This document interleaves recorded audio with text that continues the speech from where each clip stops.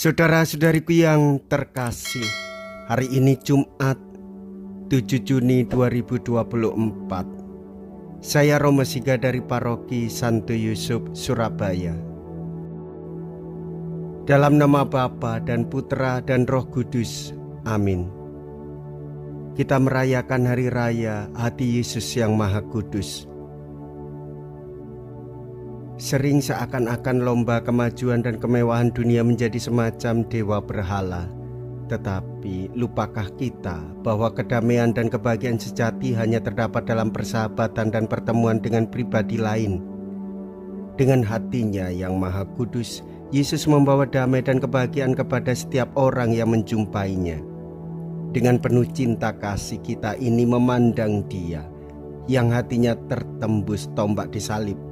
Demikianlah Yesus, manusia untuk sesama. Demikianlah pula Tuhan penuh cinta kasih bagaikan seorang ibu terhadap anak-anaknya. Apa yang hari ini akan kita mohon selain supaya kita yang berakar dalam cinta kasih Kristus menjadi manusia dengan hati. Lambung Yesus terbuka dan mengalirlah darah serta air keluar. Mea culpa, mea culpa, mea maxima culpa. Marilah kita berdoa. Allah yang Maha Kuasa, perkenankanlah kami untuk memuliakan hati putra-Mu dan mengenang karya besar cinta kasih-Nya bagi kami.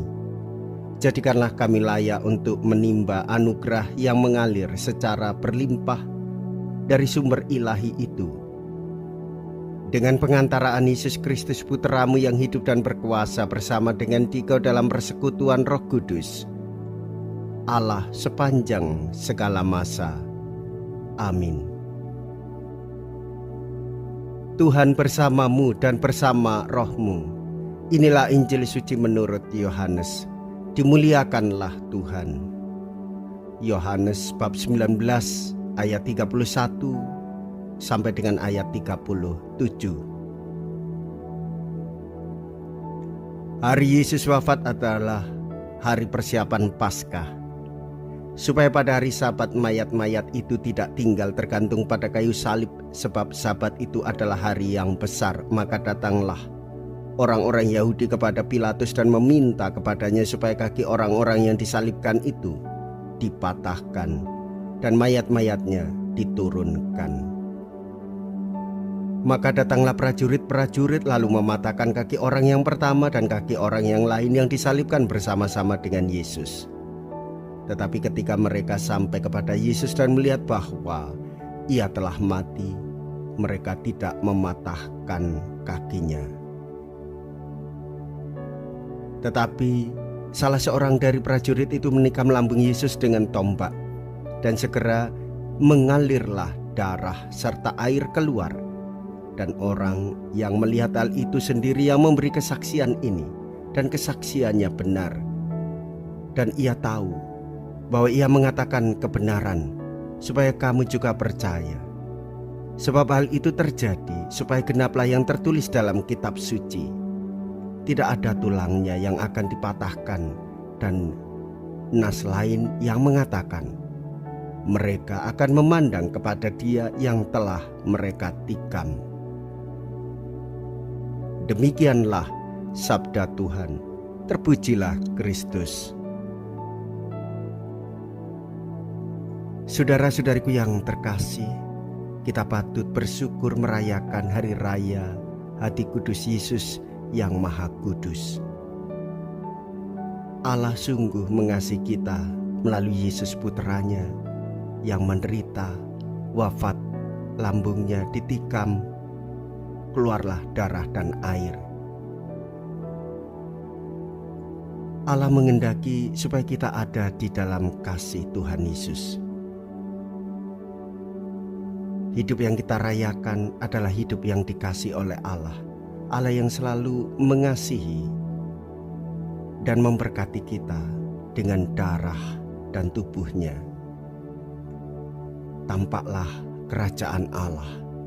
Misteri kerajaan Allah adalah kehendak Allah yang ingin kita selamat dan kita ini diberkati. Yesus mengundang kita merasakan hatinya. Yesus mengundang kita untuk terbuka pada Ekaristi. Yesus mengundang kita di dalam kasih karunia-Nya. Yesus mengundang kita supaya kita mau bertobat. Dia menghapus dosa-dosa kita semua. Yesus mengasihi kita dengan memberikan kelegaan. Yesus meminta supaya kita ini sungguh berada di dalam kasih karunia rahmat-Nya. Bahkan kita diminta untuk memikul kuk-Nya, memikul berkat-Nya, memikul rahmat. Hidup dalam berkat membuat kita ringan menjalani kehidupan ini. Yesus yang mengasihi kita berkenan memikul beban kita. Undangan Yesus adalah undangan kehidupan. Undangan Yesus adalah undangan kasih.